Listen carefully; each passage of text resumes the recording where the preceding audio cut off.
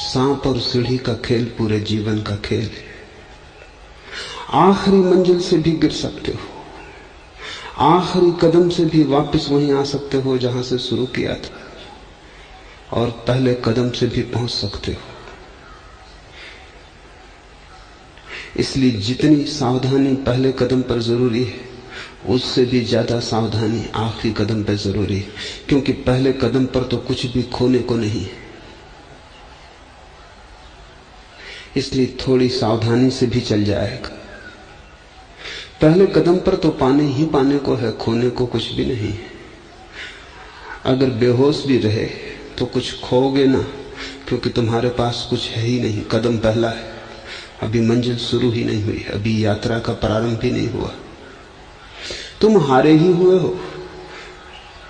लेकिन आखिरी कदम पर तो बहुत होश चाहिए, प्रगाढ़ होश चाहिए, क्योंकि जरा सी चूक और सब खो जाएगा। जो बिल्कुल मिला ही मिला हुआ था, पहुंचने की ही करीब थे, जो हाथ के पास ही आ गया था, जिस पे मुट्ठी बंद ही जाती क्षण भर में, वो चूक जा सकता है। जैसे खतरे पहली कदम के हैं, वैसे ही खतरे और उससे भी बड़े खतरे आखिरी कदम के। कल मैंने तुमसे पहले कदम के खतरों की बात कही। पहला खतरा तो यह है कि तुम टालते हो, कल उठाएंगे, परसों उठाएंगे, स्थगित करते हो। पोस्टपोनमेंट पहले कदम का बड़े से बड़ा खतरा है। आशा भर करते हो उठाएंगे, धीरे धीरे आशा करना भी एक आदत हो जाती है। फिर तुम रोज ही टालते जाते हो, टालना तुम्हारा ढंग हो जाता है। फिर पहला कदम कभी नहीं उठता, और जिसका पहला ही नहीं उठा, उसके अंतिम उठने का तो सवाल नहीं। दूसरा खतरा है पहले कदम का कि जब तुम उठाते भी हो कदम, तब तुम संघर्ष में उतर जाते हो। तुम यात्रा में बहते नहीं, तैरने लगते हो। तुम एक तरह की लड़ाई शुरू कर देते हो, जैसे कोई दुश्मनी है, जैसे प्रकृति मित्र नहीं शत्रु है। तब तुम एक एक चीज से लड़ने लगते हो। पहले स्थगित करके रुके थे, अब लड़ाई के कारण रुक जाते हो। लड़ाई से कोई कभी पहुंचा नहीं, कोई है ही नहीं जिससे लड़ो। अपना ही आपा है, अपना ही विस्तार है। लड़ना किससे है? लड़ने योग्य कोई दूसरा मौजूद होता तो ठीक था। तो जब भी तुम लड़ोगे, एकांत में अपनी ही छाया से, परछाई से लड़ोगे।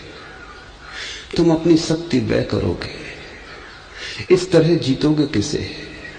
वहां छाया है, जीत भी गए तो हाथ कुछ न लगेगा, और हार गए तो बुरी होगी हार, आत्मविश्वास खो जाएगा। दो खतरे हैं, स्थगन और संघर्ष। दोनों से खतरे से बचने का उपाय है, जो करना हो उसे एक क्षण भी टालना मत। यही क्षण है वो जब उसे कर लेना। कल कभी आता नहीं, बस वर्तमान अकेला अस्तित्व है। और इस क्षण से तुम क्षण भर को भी हटे, कहीं तुमने और आशा बांधी कि तुम भटके। और जब कदम उठाओ तो तुम्हारा कदम अस्तित्व के साथ सहयोग का कदम हो, समर्पण का, विरोध का नहीं, संघर्ष का नहीं। क्योंकि जिन्होंने भी जाना है, उन्होंने बह के जाना है नदी की धार के साथ। तैर के, धार के विपरीत तैर के किसी ने कभी नहीं जाना। वो जो धार के विपरीत तैरना चाहता है, अहंकार, वही तो बाधा है। जब तुम बहते हो तब कोई अहंकार निर्मित नहीं होता, क्योंकि तुम कुछ कर ही नहीं रहे हो। इसलिए लाओसे का बड़ा जोर निष्क्रियता पर है, क्योंकि निष्क्रियता में अहंकार के बनने की कोई संभावना नहीं रह जाती। जरा सा कर्म और अहंकार बनता है। मैंने किया, मैंने जीता, मैंने पाया, मेरा चरित्र, मेरा ज्ञान, मेरा त्याग, मेरा धन, सबसे मैं निर्मित होता है। कुछ किया ही नहीं, न चरित्र करके पाया, न ज्ञान करके पाया। निष्क्रियता में हुआ उद्भूत चरित्र, निष्क्रियता में फला ज्ञान, निष्क्रियता में फैला प्रकाश, तुम्हारा किया कुछ ना हुआ, अनकिए सब हुआ, फिर कैसा अहंकार। समर्पण निष्क्रियता है, संघर्ष कर्म है। ये दो खतरे हैं प्रथम चरण के। अंतिम चरण के भी दो खतरे, उन्हें भी हम समझ लें, फिर सूत्र में प्रवेश आसान हो जाए। अंतिम चरण का पहला खतरा तो यह है, जो कि वे सभी लोग जानते हैं जिन्होंने कभी भी पैदल कोई यात्रा की हो, और ये यात्रा पैदल यात्रा है, कोई यान नहीं है परमात्मा तक जाने के लिए। तुम्हें अपने दो छोटे पैरों पर ही सारा भरोसा रखना है। अगर तुमने कभी भी कोई पैदल यात्रा की है, तुम बद्री केदार गए हो, तुम कोई तीर्थ पर गए हो, हज गए हो, या ऐसे ही कभी तुम किसी पहाड़ पर सूर्योदय का दर्शन करने गए हो, तो तुम्हें पता होगा जब मंजिल करीब आ जाती तभी थकान सबसे ज्यादा मालूम होती। जब तक दूर होती तब तक तो तुम आशा के बंधे चलते रहते हो, अपने को किसी तरह खींचते रहते हो कि बस थोड़ी दूर और, बस थोड़ी दूर और, समझाए रखते हो कि 4 कदम और चल लो पहुंच जाओगे। लेकिन जब मंजिल बिल्कुल सामने आ जाती, तो मंदिर के द्वार पर पहुंच जाते, तब तुम सुस्ताने बैठ जाते हो कि अब तो कोई भय ना रहा, मंजिल आ ही गई। साधारण यात्रा में तो कोई खतरा नहीं है, क्योंकि तुम सुस्ताओ मंदिर की सीढ़ी पर बैठ के तो मंदिर दूर नहीं हो जाएगा। लेकिन उस परम यात्रा में खतरा है, क्योंकि वो कोई स्थिर मंदिर नहीं है। वो जो मंदिर है परम सत्य का, वो कोई जड़ वस्तु नहीं है कि कहीं रखी है, वो तो तुम्हारी भाव दशाओं पर निर्भर है, उसकी दूरी और फासला। जब तक तुम चलते रहते हो वो पास है, जैसे ही तुम ठहरते हो वो दूर हो गया। जब तक तुम बहते रहते हो वो पास है, जैसे ही तुम सुस्ताते हो वो दूर हो गया। तो अगर परम मंजिल के पास पहुंच के जब तुम्हें दिखाई पड़ने लगा सब, तब तुम्हारा पूरा मन कहेगा कि अब तो सुस्ता लो, अब कोई जल्दी नहीं है, अब तो सामने ही द्वार है, थकान मिट जाएगी, उठेंगे द्वार खोल लेंगे। अगर तुमने तब नींद लगा ली, सुस्ताने लगे, आलस ने पकड़ लिया, तो जब तुम आंख खोलोगे तुम अपने को वहीं पाओगे जहां से यात्रा शुरू की थी। मंदिर तुम्हें दिखाई ना पड़ेगा, तुम पाओगे अपने घर के द्वार पर बैठे, क्योंकि उससे दूर होने का एक ही रास्ता है, वो है आलस्य। उससे दूर होने की एक ही व्यवस्था है, वो है प्रमाद। ये ख्याल ही कि पहुंच गए खतरा है। जैसे ये ख्याल आया कि पहुंच गए, पैर ढीले पड़ने लगते, सुस्ताने का मन होने लगता है। और जब पहुंच ही गए तो अब जल्दी क्या है। और जिसने भी ये भूल की, उसकी सारी की सारी चेष्टा व्यर्थ हो जाती, पानी फिर जाता। और तुम में से बहुतों को मैंने बहुत बार उस मंजिल के करीब पहुंचते देखा है, और फिर ये भी देखा है कि तुम सुस्ताने लगे, और फिर ये भी देखा है कि तुम वापस अपने घर के द्वार पर खड़े हो। आखिरी कदम किसी भी क्षण पहला कदम बन सकता है, जैसे कि पहला कदम आखिरी बन सकता है। जरा तुम थके, जरा तुम्हें आलस पकड़ा, जरा तुमने कहा कि 2 क्षण आंख बंद कर लें और विश्राम कर लें। विश्राम किस बात से? विश्राम का अर्थ इस यात्रा में है थोड़ी देर मूर्छित हो जाएं। होश तो यात्रा के कदम है, बेहोशी सुस्ताना है। थोड़ा बेहोश हो लें, अब क्या डर है। बस जरा सी बेहोशी और मंजिल उतनी ही दूर हो जाती जितनी कभी थी। दूसरा खतरा है जो और भी सूक्ष्म और बारीक है, और वो खतरा ये है कि जैसे ही मंजिल सामने आती है, बड़े आनंद से, बड़े पुलक से तन प्राण भर जाता है। सब तरफ अनाहत का नाद गूंजने लगता है। ऐसा आनंद तुमने कभी जाना न था। बिन घन परत फुहार, तुम भीग भीग जाते हो, तुम्हारा रोआ रोआ सरोबोर हो जाता। तुम्हारे एक हृदय की धड़कन धड़कन में एक नया संगीत आ जाता है। आंख खोलते हो तो रहस्य, आंख बंद करते हो तो रहस्य, जहां देखते हो वहां रहस्य। आश्चर्यचकित, आत्म विभोर, अवाक तुम खड़े रह जाते हो। इस घड़ी में दो संभावनाएं हैं। एक संभावना तो है कि ये आनंद इसलिए हो रहा है कि तुम निकट पहुंच गए स्वभाव के, ये स्वाभाविक है। और अगर ये आनंद स्वभाव के निकट पहुंचने से फलित हो रहा है, तो ये जो उत्सव का वाद्य बजने लगा तुम्हारे भीतर, और ये जो फूल खिलने लगे, और ये जो हजार हजार राग रागनियां प्रकट हो गई, और ये जो धीमा शीतल प्रकाश तुम्हारे चारों तरफ बरसने लगा, और ये जो करोड़ करोड़ दिए जल गए, ये सब शुभ है। और इनके जलने से तुम और करीब आओगे। ये द्वार पर तुम्हारा स्वागत है। बहुत दिन का भटका हुआ कोई वापस लौट आया है घर, सारा अस्तित्व उसके स्वागत में बंधनवार से जाता है। अगर ये उत्सव स्वभाव के निकट आने का है, तो तुम्हारी जो आखिरी अस्मिता बची रह गई होगी, वो भी यहां आके पिघल जाएगी। इस उत्सव की उष्मा में, इस उत्सव की गर्मी में तुम्हारी आखिरी लकीर, जो थोड़ी बहुत मैं भाव की बची रही होगी, आत्मबोध जो थोड़ा बहुत बचा रहा होगा कि मैं हूं कितना ही शुद्ध, लेकिन मैं हूं तो अशुद्ध ही है, वो लकीर भी पिघल जाएगी इस उत्सव में।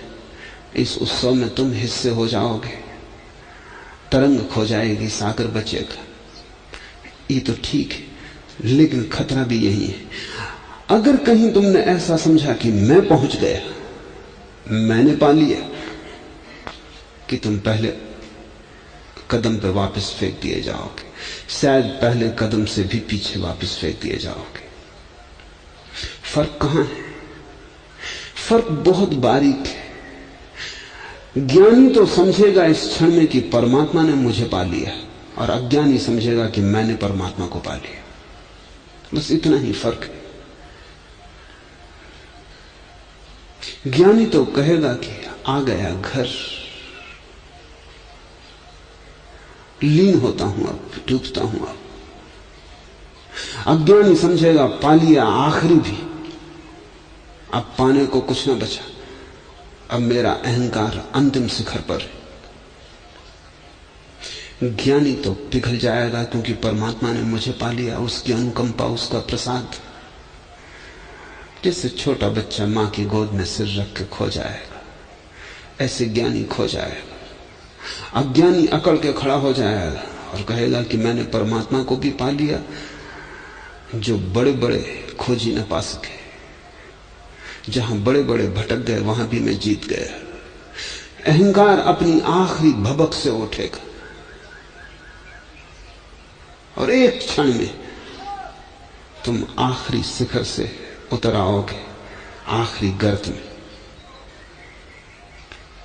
और दोनों एक जैसे लगते हैं। एम्फेसिस, जोर का फर्क है। ज्ञानी कहता है परमात्मा ने पा लिया मुझे, जोर परमात्मा पर है। अज्ञानी कहता है मैंने पा लिया परमात्मा को, जोर मैं पर है। ज्ञानी इस महोत्सव में लीन हो जाता है, अज्ञानी इस महोत्सव को भी मुट्ठी में बांधने की कोशिश करता है। ज्ञानी अपने को छोड़ देता है, अज्ञानी इस विराट को पकड़ने की कोशिश करता है। एक क्षण में सब व्यर्थ हो जाता है, जन्म जन्मों की चेष्टा पर पानी फिर जाता है। ये दो खतरे हैं अंत के। प्रथम कदम से लेकर अंतिम कदम तक होश को संभाले रखना है, और जैसे जैसे करीब पहुंचते हो वैसे वैसे खोने की संभावना बढ़ती, क्योंकि जिसके पास है वही खो सकता है। अज्ञानी के पास है ही क्या, खोएगा भी क्या। लेकिन जैसे जैसे तुम परमात्मा के परम निधि के पास पहुंचते हो, कुछ तुम्हारे पास होना शुरू हो गया, खजाना बरस रहा है। अब और भी होश चाहिए, अब और भी होश चाहिए। आखिरी द्वार पर खड़े इसके पहले कि मंदिर तुम्हें अपने भीतर संभाले, कि मंदिर का द्वार खुले और तुम मंदिर के गर्भ में लीन हो जाओ। सबसे बड़ा खतरा वहीं आखिरी क्षण में, और सबसे ज्यादा होश की वहीं जरूरत है। तुम में से बहुतों को अनेक बार मैं अनुभव करता हूं कि जरा सी झलक मिलती और तुम वहीं से फेंक दिए जाते। तुम्हारी झलक ही तुम्हारा पतन होती। जैसी झलक मिलती वैसी अहंकार अकड़ जाता है, तुम्हारी चाल बदल जाती। तुम समझने लगते हो तुमने कुछ पा लिया, तुम कुछ हो गए, तुम विशिष्ट हो, अब तुम कोई साधारण नहीं।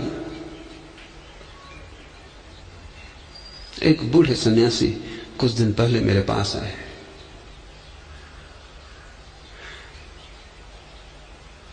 कुछ भी पाने को नहीं है अभी, ऐसी छोटी छोटी मन की सूक्ष्मताओं की झलकें मिली कि कभी शांत बैठे हैं तो प्रकाश दिखाई पड़ गया है, कि कभी शांत बैठे तो भीतर ऊर्जा का उठता हुआ स्तंभ दिखाई पड़ गया है। ऐसी छोटी छोटी बातें जिनका कोई बड़ा मूल्य नहीं, जो कि मन के ही खेल है, जिनके की पार जाना है, जिनमें उलझे तो कभी भी परमात्मा तक पहुंचा नहीं जा सकता। बड़े परेशान भी थे क्योंकि अब आगे कैसे बढ़े। मैंने उनसे कहा कि साफ सी बात है, आगे कैसे बढ़े ये बड़ा सवाल नहीं है। जो आपको अभी तक हुआ है उसको आप पकड़े हैं तो आगे कैसे बढ़ेंगे। जिससे कोई आदमी रास्ते के किनारे लगे एक वृक्ष को पकड़ ले, फिर पूछे कि अब आगे कैसे बढ़े, इसमें क्या मामला है। इस वृक्ष को छोड़ो, इसको पकड़े हो तो आगे कैसे जाओगे। छोड़ के ही कोई आगे जाता है। एक सीढ़ी छोड़ो तो दूसरी सीढ़ी पे पैर पड़ता है, सीढ़ी पकड़ लो तो आगे पैर पड़ना बंद हो जाता है। अब वो अकड़े हुए, वो कहते हैं कि उनकी कुंडली जग गई। वो अकड़ बता रही है कि वो जो छोटे छोटे अनुभव हुए पकड़ लिए गए। कहते हैं उन्हें नीली ज्योति दिखाई पड़ रही और मुझसे पूछने आए थे कि मैं अब कौन सी अवस्था में हूं। मैंने उनसे कहा कि ये पूछो ही मत, क्योंकि दो ही अवस्थाएं, ज्ञानी की और अज्ञानी की, तीसरी कोई अवस्था नहीं। और तीसरी अगर बनाई तो वो अज्ञानी का ही उपद्रव होगा। दो ही अवस्थाएं, या तो उसकी जो पहुंच गया या उसकी जो अभी नहीं पहुंचा है। और जो नहीं पहुंचा है उसने अगर कोई अवस्था बना ली मध्य की, तो उसी अवस्था को पकड़ लेगा। पकड़ने के कारण पहुंचना मुश्किल हो जाएगा। अवस्था बनाओ मत, अभी तो दो में से तय कर लो। तुम ही कहो कि इन दो में से तुम्हारी कौन सी अवस्था है। अज्ञानी के कहने में उनको बड़ी कठिनाई हुई। अगर वो कह सकते कि अज्ञानी की, आखिरी मंजिल का खतरा अलग हो जाता, यात्रा शुरू हो जाती। उन्होंने कहा कुछ कुछ ज्ञानी की, मैं पूरा ज्ञानी तो मैं नहीं हूं। उनका कभी सुना है अधूरा ज्ञान, कभी सुना है कि ज्ञान की कोई डिग्री होती, कि अभी 50% हो गया, अब 60% हो गया, अब 70% हो गया। कभी सुना है कि ये बुद्ध 10%, ये बुद्ध 20%, ये बुद्ध 70%, और ये बिल्कुल खालिस 24 कैरेट। बुद्धत्व की कोई अवस्थाएं नहीं। बुद्धत्व या अबुद्धत्व। लेकिन मन अबुद्धत्व पे तो राजी नहीं होता, और मन ये भी जानता है कि बुद्धत्व का तो दावा कैसे करें, क्योंकि अगर बुद्धत्व का दावा करना है तो मेरे पास पूछने क्या आए, बात खत्म हो गई। दूसरे तुम्हारे पास पूछने आएंगे, तुम क्यों मेरे पास पूछने आए। ये भी नहीं कह सकते कि मैं बुद्ध हो गया हूं, वो तो हुए भी नहीं, अन्यथा कोई जरूरत ही ना था कहीं जाने की। और ये कहने में मन सा कुछ आता है कि मैं अज्ञानी हूं, यही खतरा है। जब तक परम ज्ञान ना हो जाए तब तक तुम अज्ञान को ही अपनी अवस्था समझना, और इंच भर भी तरकीबें मत निकालना कि हाँ कई तरह के अज्ञानी हैं, कुछ मुझसे नीचे हैं। कोई अज्ञानी तुमसे नीचे नहीं है और तुम किसी अज्ञानी से ऊंचे नहीं हो। अज्ञानी यानी अज्ञानी। कुछ अज्ञानी धन में खोए होंगे, कुछ अज्ञानी धर्म में खोए हैं, किन्हीं ने तिजोरियां भर ली हैं, किन्हों ने त्याग कर लिया है, किन्हीं के पास सिक्के चांदी के हैं, किन्हीं के पास सिक्के त्याग के हैं, किन्हीं ने उपवास खाते बहियों से भर रखे, त्याग व्रत, और किन्हीं ने कुछ और कूड़ा कबाड़ इकट्ठा कर लिया है। कोई बाहर की रोशनी के लिए दीवाने हैं, किन्हीं ने भीतर की रोशनी को पकड़ रखा है, लेकिन सब अज्ञानी है। बाहर और भीतर से कोई फर्क नहीं पड़ता। ज्ञान की घड़ी के पहले तक, आखिरी क्षण तक तुम अपने को अज्ञानी ही समझना। अगर आखिरी क्षण को आने देना हो, जब तक कि तुम मंदिर में बुला ही ना लिए जाओ भीतर, तब तक तुम अज्ञानी ही बना रहना, तब तक तुम याचक ही रहना, तब तक भिक्षा पात्र को फेंक मत देना, तब तक तुम अपने को विनम्र ही रखना, तब तक जरा भी अहंकार को निर्मित मत होने देना। अगर इस अहंकार को तुम रास्ते पर निर्मित होने दिए तो आखिरी क्षण में यही अहंकार तुम्हें डुबाएगा। यही सांप है जो तुम्हें आखिरी क्षण से ले जाएगा और वापस पहुंचा देगा जहां उसकी पूंछ। इसे तुम पहले ही क्षण से स्मरण रखना। धर्म को संपदा मत बनाना और अनुभवों को इकट्ठा मत करना। कहना कि सब राह के किनारे की बातें घटती हैं, सामान्य हैं, उन पर ज्यादा ध्यान मत देना, उनका विचार भी मत करना, उनके साथ अकड़ को मत जोड़ना। अगर तुम पहले से ही होशपूर्वक चले और अंतिम क्षण तक अपने को अज्ञानी ही जाना, तो तुम्हें आखिरी मंजिल के कदम से कोई भी वापस न भेज सकेगा। अब हम लाओ से कुछ सूत्र को समझने की कोशिश करें। जो कर्म करता है वह बिगाड़ देता है, और जो पकड़ता है उसकी पकड़ से चीज फिसल जाती। ये बड़ी गहन बातें हैं, और ऐसे ही अगर ऊपर ऊपर से सुनी तो तुम्हारे समझ में ना आएगी, तब ये पहेली जैसी लगेंगी। ये बिल्कुल सीधी साफ है, पहेली कुछ भी नहीं है। अगर तुम समझने को बुद्धि से मत जोड़ो तो ये बिल्कुल आसान है, ये सीधे सीधे सूत्र है। अगर बुद्धि से जोड़ो तो कठिनाई बढ़ जाती। कोई भी चीज को बुद्धि से जोड़ो वो पहेली हो जाती। उसका कारण क्योंकि बुद्धि एक आयामी है, वो एक दिशा में देखती है। अगर वो दक्षिण में देखती है तो दक्षिण की तरफ देखती है।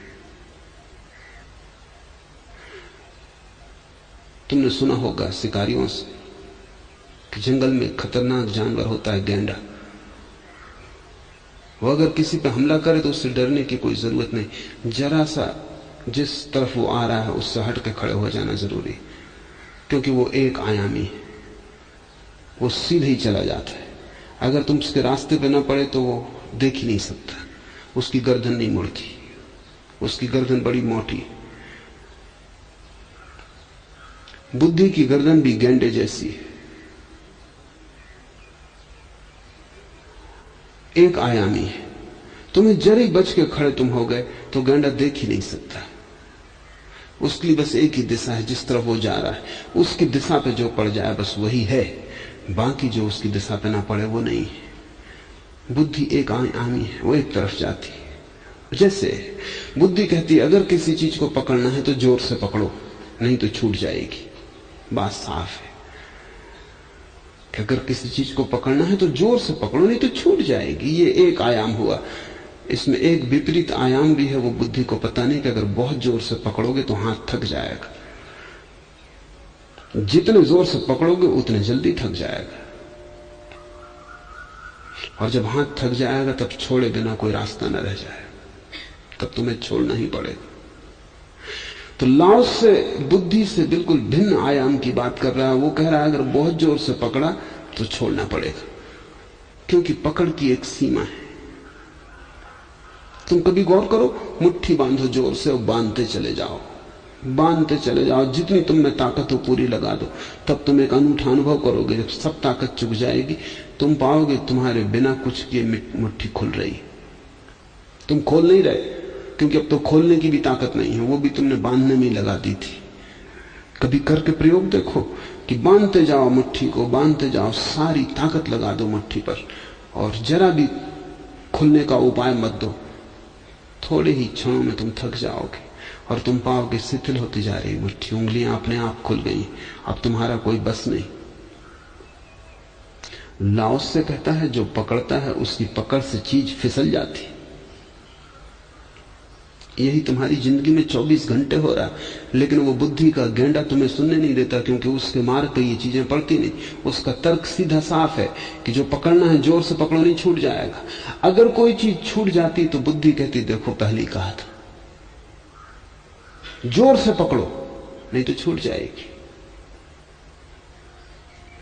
अगर कोई चीज बिगड़ जाती तो बुद्धि कहती पहले कहा था, ठीक से करते कभी न बिगड़ती। और लाओस से कहता है कि तुम्हें ख्याल ही नहीं है कि चीजें अपने आप हो रही, तुम्हारे करने से क्या हो रहा है। तुम करने से बिगाड़ ही सकते हो, और तुमने अगर ज्यादा करने की कोशिश की तो ज्यादा बिगाड़ दोगे। इसलिए कर्मठ लोगों से ज्यादा उपद्रवी लोग कहीं भी नहीं होते। उनसे तो आलसी भी बेहतर, कम से कम किसी का कुछ बिगाड़ते तो नहीं। कर्मठ आदमी तो सुबह से झंडा लेके निकलता है, उसको सुधार करना, संसार बदलना।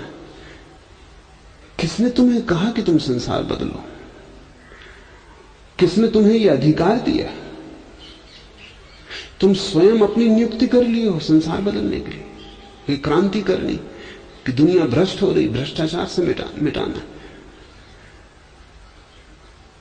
हजारों हजारों साल करके भी आदमी क्या कर पाया? कौन सी चीज कर पाया है? चीजें अपने स्वभाव से चल रही हैं, तुम्हारे किए कुछ होता है। हाँ, तुम नाहक परेशान हो लेते हो, बड़ा उछल कूद मचाते हो, पसीने पसीने हो जाते हो, तुम मुफ्त ही शहीद हो जाते हो। और तुम्हारे उपद्रव के कारण बहुत से लोग जीवन में अड़चन अनुभव करते। वो अपने सीधे मार्ग से जा रहे थे, वो जयप्रकाश के पीछे चलने लगते, भ्रष्टाचार मिटाने। वो बेचारे अपना दुकान करने जा रहे थे कि अपनी पत्नी के लिए दवा लेने जा रहे थे, अब उनको ख्याल हो गया कि भ्रष्टाचार मिटाना।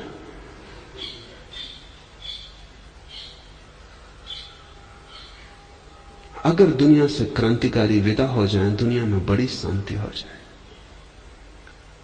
और दुनिया से अगर समाज सुधारक उठ जाए तो समाज अपने आप सुधर जाए। मगर बुद्धि कहेगी ये कैसे हो सकता है? इतना सुधार करके सुधार नहीं हो रहा है और आप उल्टी बात समझा रहे हो। जब इतना सुधार करके सुधार नहीं हो रहा तो बिना किए कैसे होगा? तुम्हारी हालत वैसी है जैसे छोटा बच्चा एक पौधा लगा देता है, बार बार निकाल के देखता है बीज को कि अभी तक अंकुर आया कि नहीं, फिर घड़ी भर बाद पहुंच जाता है। अगर किसी तरह अंकुर निकल भी आया, जो कि पहले तो मुश्किल ही है, क्योंकि जब बार बार तुम बीज निकाल के देखोगे अंकुर निकलेगा कैसे? कुछ तो मौका दो उसको अपने आप होने का, वो तुम मौके नहीं दे रहे। और बच्चा तो जल्दबाजी में होता है, सभी जल्दबाजी में जो है बच्चे बचकाने। अगर किसी तरह अंकुर निकल आया, बच्चा भूल चूक गया, कहीं छुट्टी पे चला गया, कुछ हो गया, और किसी तरह अंकुर निकल आया बच्चे के बावजूद, बच्चा रहता तब तो निकलना मुश्किल ही था, तो अब बच्चा जल्दी में उसको खींच के बड़ा करना चाहता है कि जल्दी से खींच के बड़ा कर दे। जैसे कोई पौधे में स्प्रिंग लगा हो कि तुम उसे खींच लो वो बड़ा हो जाए, या जैसे कि पौधा कोई इलास्टिक का धागा हो कि तुम खींच लो वो बड़ा हो जाए। बच्चा खींचतान में उसको तोड़ डालेगा, रोएगा, चिल्लाएगा कि मैं कुछ बुरा तो कर नहीं रहा था, इसको सिर्फ बड़ा करने की कोशिश कर रहा था कि जल्दी हो जाए, फूल लग जाए। पौधा अपने से बढ़ता है, नदियां अपने से बहती, तुम्हें कोई धक्का देने की जरूरत थोड़ी। बच्चे अपने से बड़े होते हैं, तुम्हें बड़े करने की जरूरत थोड़ी है। जीवन अपने से चलता है, तुम नहीं थे तब भी चल रहा था, तुम नहीं रहोगे तब भी चलता रहेगा। क्रांतिकारी मुफ्ती बीच में शोरगुल मचा के ये एहसास कर लेता अपने भीतर कि मेरे बिना सारी दुनिया नरक में चली जाएगी। कोई कहीं नहीं जा रहा है, क्रांतिकारी आते हैं और चले जाते हैं, संसार अपने ढंग से चलता रहता है। बुराई को कोई कभी मिटा नहीं पाया, क्योंकि बुराई भलाई का आनुषांगिक अंग है। रावण को कोई कभी मिटा नहीं पाया, क्योंकि रामलीला ही मिट जाए, रावण के साथ चलती है। ज्ञानी देखता है इस सत्य को कि चीजें अपने से होती हैं। कबीर ने कहा, अन्न किए सब होए। तुम करने की व्यर्थ झंझावात में मत पड़ जाना। और जो सत्य है बाहर के संबंध में, वही सत्य भीतर के संबंध में भी। लोग मेरे पास आते हैं, वो कहते हैं काम वासना को कैसे विजय करें, क्या करें, ब्रह्मचर्य को कैसे लाएं। मैं उनसे पूछता हूं, काम वासना को तुम लाए थे? हम तो नहीं लाए। जिसको तुम नहीं लाए उसको तुम मिटा कैसे सकोगे? जिसने आते वक्त तुम्हारी आज्ञा नहीं मांगी, जिसका प्रारंभ तुम्हारे हाथ में नहीं है, उसका अंत तुम्हारे हाथ में कैसे हो सकेगा? कहां से काम वासना आई है? वो कहते हैं हमें कुछ पता नहीं। किसने तुम्हें दी है? वो कहते हैं आप भी कैसी बातें पूछते है, प्रकृति से आई, प्रकृति ही वापस लेगी। जहां से चीजें आती हैं वही वापस जाती, जिसके किए आती हैं उसके किए वापस लौट जाती। तुम क्यों बीच में व्यर्थ ही अपने को खड़ा कर लेते हो? क्रोध मिटाना है, लोग पूछते तुम लाए थे, कब खरीद लाए? खरीदा होता वापस भी कर देते, बनाया होता मिटा देते, तुम्हारे हाथ से हुआ होता, तुम्हारे हाथ से अन हुआ हो जाता। तुम सीधी सी बात क्यों नहीं देखते? तुम क्यों व्यर्थी दाल भात में मूसरचंद? चीजें सीधी चल रही, तुम उसमें बीच में क्यों आते हो? क्रोध है, किसी के हटाए कभी नहीं हटा। और जब मैं तुमसे कहता हूं तो तुम निराश मत हो जाना। कोई कभी क्रोध को नहीं हटा पाया, कोई कभी काम वासना को नहीं हटा पाया। लेकिन जिस दिन तुम ये स्वीकार कर लेते हो और मूसर चंद होना बंद कर देते हो, अचानक तुम पाते हो कि बहुत सी चीजें हटनी शुरू हो गई। प्रकृति सब अपने से ही करती रहती है।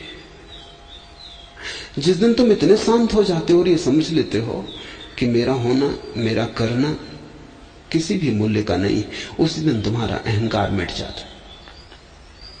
उसी दिन तुम कहां रहे? जिस दिन तुमने इस सत्य को समझ लिया कि सब हो रहा है, मेरा कुछ करने का सवाल ही नहीं, मैं खुद भी अपने को नहीं बनाया हूं। अचानक तुमने पाया है कि तुम हो, जन्म हुआ, अचानक एक दिन पाओगे कि विदा हो गए, अचानक दिन पाओगे कि सब ठाट पड़ा रह जाएगा, जब बांध चलेगा बन जाएगा। न तो आते वक्त तुमसे कोई पूछता है, न जाते वक्त तुमसे कोई पूछता है। तो तुम इतनी छोटी सी बात क्यों नहीं समझ लेते हो कि कर्तापन मेरे हाथ में नहीं है? और यही परम धर्म है, जिसको समझ में आ गया कि कर्तापन मेरे हाथ में नहीं है। इसी परम धर्म को लाने के लिए कई प्रयोग किए गए हैं। भाग्य का सिद्धांत सिर्फ एक प्रयोग है इसी को लाने के लिए कि सब भाग्य से हो रहा है। कृष्ण ने अर्जुन से यही गीता में कहा कि तू सब कर्म परमात्मा पे छोड़ दे, वो जो करवाए तू कर, तू अपने को बीच में मत ला। कृष्ण की पूरी शिक्षा यही है कि तू मूसरचंद मत बन। उसने मार रखा है इन लोगों को पहले से ही, जो आज इस युद्ध में आके खड़े हुए। इनकी मरने की घड़ी आ गई। उसका खेल तू बीच में मत आ। तू ज्यादा से ज्यादा निमित्त है। वो तेरे कंधे पर रख के धनुष को चला रहा है, उसको चलाने दे। कंधा भी तेरा कहां है? वो भी उसी का बनाया हुआ है। और तू भी तेरा कहां है? वो भी उसी का है। इस तरफ जो खड़े हैं युद्ध के मैदान में वे भी उसी के हैं, उस तरफ जो खड़े हैं वे भी उसी के हैं। कथा भी उसी की लिखी है, खेल भी उसी का है, मंच भी उसी का है, नाटक के पात्र सब उसी के हैं। और उसने ही इस तरफ एक तरह की शक्लें बना रखी हैं और उस तरफ दूसरी तरह की शक्लें बना रखी हैं। तू बीच में मत आ। सारे जगत के धर्म का सार यह है कि तुम्हें एक बात समझ में आ जाए कि तुम्हारे किए कुछ नहीं होता, और फिर सब होना शुरू हो जाता है। और फिर जो कुछ भी होता है वही तृप्ति देता है, क्योंकि जब मेरे करने का कोई सवाल नहीं तो कैसा विषाद, कैसी हार, कैसी सफलता, कैसी असफलता। जब वही कर रहा है तो वही हारे, वही सफल हो, वही असफल हो, वो जाने, हिसाब किताब वो रखे।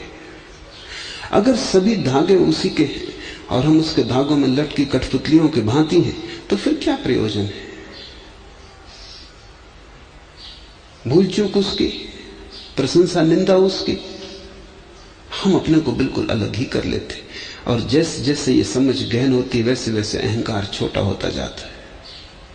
जिस दिन ये बात पूरी दिखाई पड़ जाती है कि अपना कुछ भी नहीं, हम भी अपने नहीं,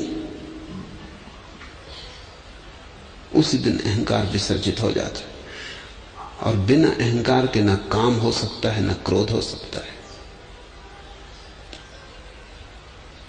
बिना अहंकार के ना लोभ हो सकता है, ना मोह हो सकता है। बिना अहंकार के ना गृहस्थी है, ना साधुता है। बिना अहंकार के न बुरा है, न भला है। विभाजन का मूल आधार ही टूट गया। और तब तुम्हारे लिए कुछ भी नहीं बचा। तब तुम साक्षी ही रह गए। और ये साक्षी होना ही परम मंजिल है।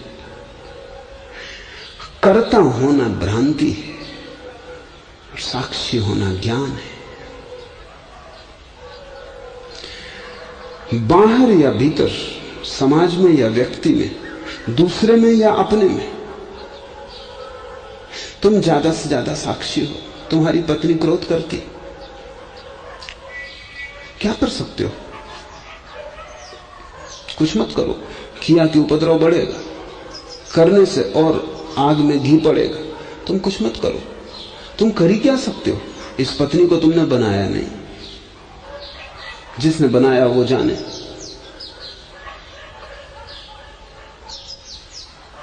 ये पत्नी तुम्हारे हाथ में कोई वस्तु तो नहीं है कि तुम उससे रंग रोगन दे दो, बदल दो।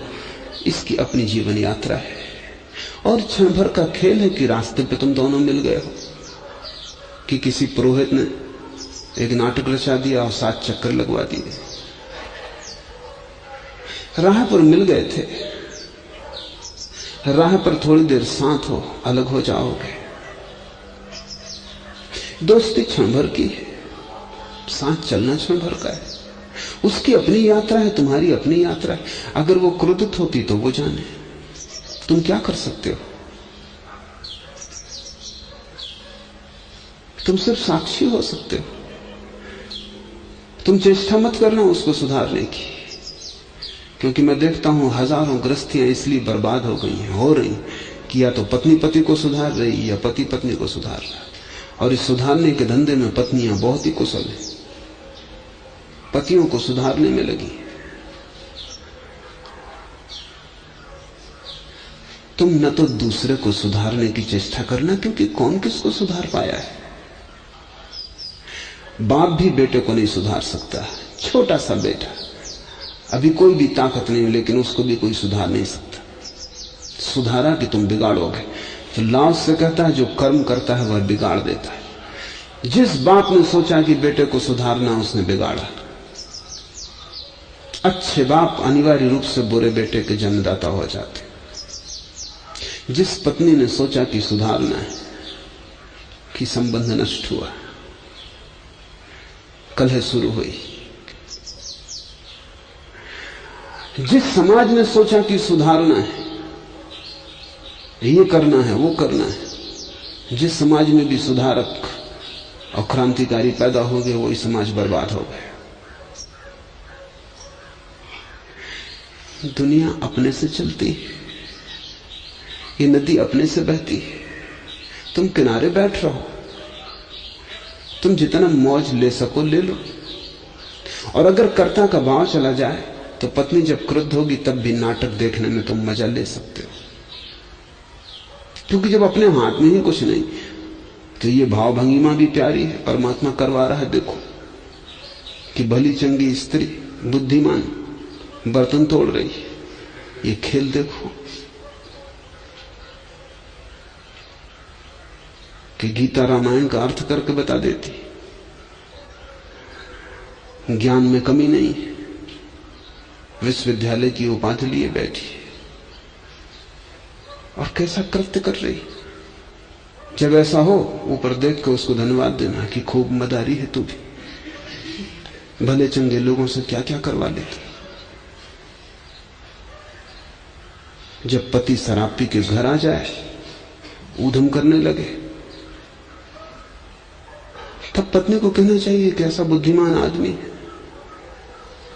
जिसको कोई नहीं चला सकता, जिसको कोई धोखा नहीं दे सकता, वो खुद को अपने को धोखा देता है। ऊपर देख के परमात्मा को धन्यवाद देना कि खूब खेल दिखाया। जरूर तेरा कोई राज होगा, और हम क्या कर सकते। तूने ही पिलाई है, अन्यथा ये घटता ही क्यों। जैसे जैसे समझ बढ़ती है वैसे वैसे लगता है वही एक करता है, और तब सब अहंकार लीन हो जाते। और इस अहंकार लीनता का ही ये सारा उपाय है, अलग अलग दिशाओं से। ज्ञानी बस एक ही चेष्टा कर रहे हैं कि तुम्हारा अहंकार कैसे गल जाए, तुम कैसे मिट जाओ। तब फिर सब स्वीकार है, बाहर भी भीतर भी। ऐसा भी नहीं कि तुम बाहर ही स्वीकार करोगे। यही तो लाओसे की कीमिया बड़ी अद्भुत है। लाओसे कोई साधारण साधु नहीं है, लाओसे कोई साधारण चरित्रवान नैतिक पुरुष नहीं है, कोई पंडित पुरोहित नहीं है कि लोगों को चरित्र सिखा रहा है। लाओसे तो लोगों को जीवन की परम दिशा दे रहा है, जहां चरित्र दुष्चरित्र किसी चीज का कोई मूल्य नहीं। लाओसे कहता न तो दूसरे के साथ छेड़खान करना, दूसरे को छोड़ दो, उस पर बीच में बाधा मत डालो। और यही लाओसे अपने लिए भी कहता है, अपने साथ भी बहुत छेड़खान मत करो।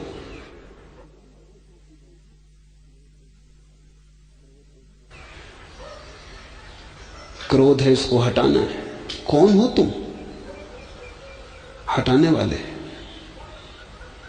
कि काम वासना है, इसे मिटाना है। कौन हो तुम मिटाने वाले? काम वासना से ही पैदा हुए हो, रोए रोए में काम वासना भरी है। कौन हो तुम मिटाने वाले? कैसे तुम ब्रह्मचर्य को लाओगे? क्या करोगे? नहीं, अड़चन में पड़ जाओगे, व्यर्थ ही अपने साथ लड़ने लगोगे, और जीवन के जो क्षण उत्सव के हो सकते थे वे अपने ही साथ कलह में बीत जाएंगे। स्वीकार कर लो, और ये स्वीकार आत्यंतिक और परम है। न निंदा करो, न प्रशंसा करो, जैसे हो राजी रहो, और दूसरे के लिए भी जैसे हो होने का मौका दो। दूसरे को सिखो, तू तेरी यात्रा पर है, जो तुझे ठीक लगे तू कर, जो मुझे ठीक लग रहा है वो मुझसे हो रहा है। और ठीक हो गए, ठीक लगने का भी क्या सवाल है? जो हो रहा है वो हो रहा है, जो नहीं हो रहा वो नहीं हो रहा। तब कैसी अशांति होगी? जब जो हो रहा है वो हो रहा है, ऐसा भाव बैठ गया, तथाता आ गई, तब फिर कैसी अशांति, कैसी बेचैनी। और ये भी सब अहंकार का खेल है। अहंकार कहता है कि अच्छे कपड़े पहन के जाओ, अच्छा चरित्र पहन के रहो। अहंकार कहता है तुम इतने बड़े कुल में पैदा हुए और शराब पीते हो। अहंकार कहता है तुम्हें ये शोभा नहीं देता, तुम तो मंदिर में ही जचते हो। कि तुम ऐसे बड़े घर में पैदा हुए और काम वासना से लिप्त हो, तुम्हें तो ब्रह्मचर्य शोभा देता है। ये सब अहंकार की ही बातें। इन सबको हटाओ। हटाने का मतलब कुछ हटाने के लिए करने की जरूरत नहीं है, क्योंकि ये सब भ्रांतियां हैं। इनको हटाने के लिए धक्का देने की भी जरूरत नहीं। सिर्फ समझने की कोशिश करो, जीवन की धारा अपने आप बह रही है। वृक्ष बड़े हो रहे हैं, फूल लग रहे हैं, आदमी में वासनाएं लग रही हैं, आकाश में तारे चल रहे हैं, सब अपने से हो रहा है। तुम नियंता नहीं हो, निमित्त हो। विराट तुमसे कुछ करा रहा है, तुम करो। क्रोध करा रहा है, क्रोध करो। वासना में डाल रहा है, वासना में गिरो। जिस दिन उठाएगा उठाना। न गिरना तुम्हारा है, न उठना तुम्हारा है। न तो गिरने में दीन बनो और न उठने में अकड़ लेना। इसे समझ लेना, क्योंकि अगर तुमने समझा कि गिरने में दीनता है, तो फिर जब तुम उठोगे तो अकड़ से भर जाओगे। तो जो वासना में दीनता समझेगा, ब्रह्मचर्य होकर अकड़ से भर जाएगा। फिर उसकी चाल ही और हो जाएगी, उसके दंभ का कोई ठिकाना नहीं। सभी कुछ उसका है, बुरा भला सभी उसी को दे दो।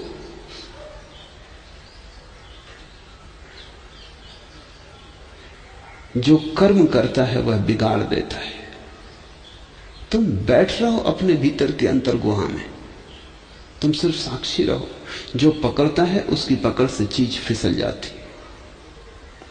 इसलिए निरंतर यह होता है, लेकिन तुम देखते नहीं, ख्याल में नहीं लेते कि जो काम वासना से लड़ता है वह अक्सर काम वासना में फिसल जाता है।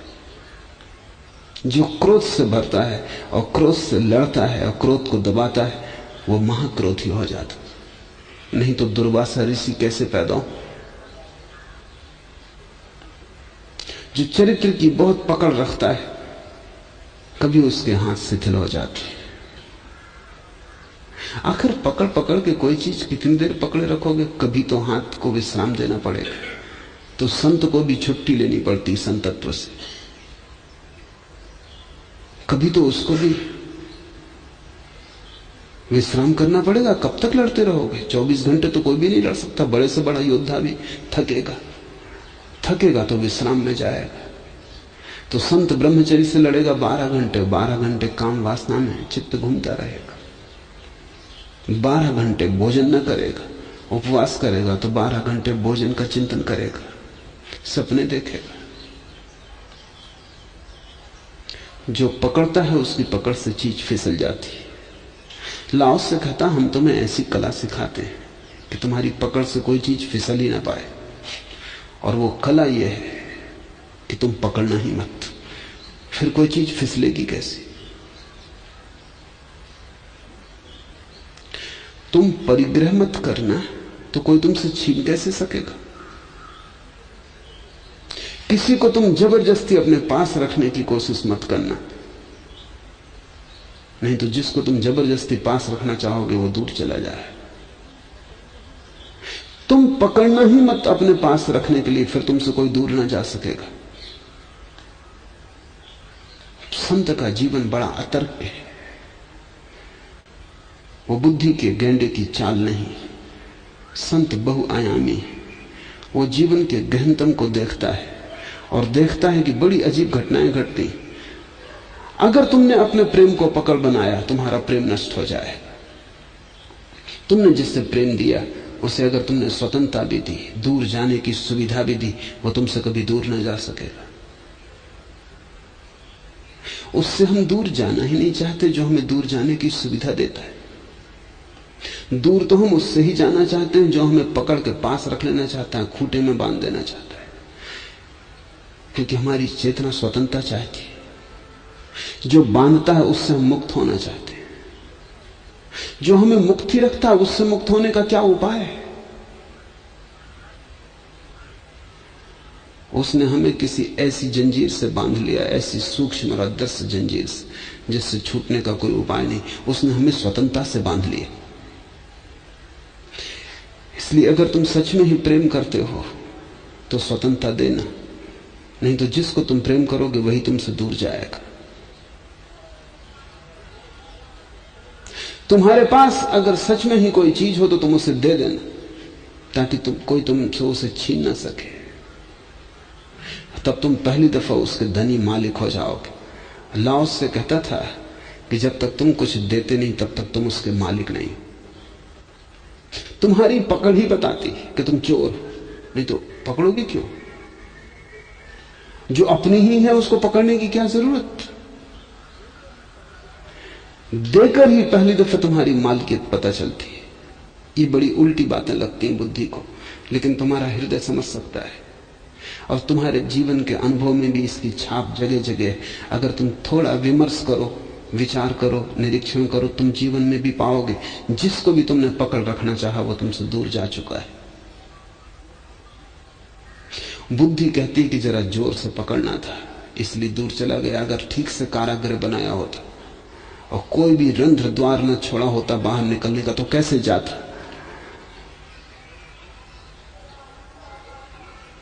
और अगर तुमने और जोर से पकड़ा होता तो वो और जल्दी चला गया होता, क्योंकि कारागृह में कौन रहना चाहता है?